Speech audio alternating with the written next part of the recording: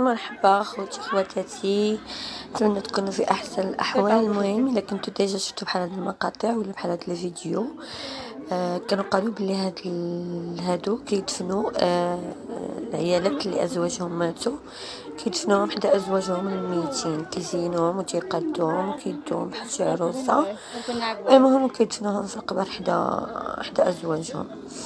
طبعا هادشي فعلا كان ديجا في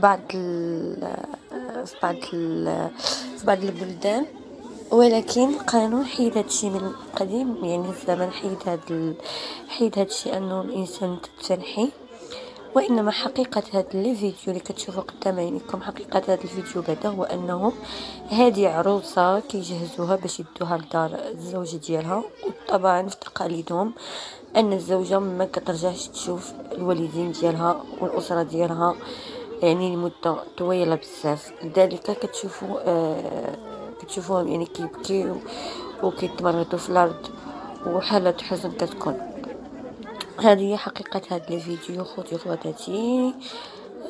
نتمنى تكونوا في احسن الحال الاحوال، وكنتمنى اللي شاف مقطع واحد من المقاطع اللي انا كنحط لكم في يوتيوب يخلي لي ابوني ولايك وكومنت، والله يسعدكم كاملين.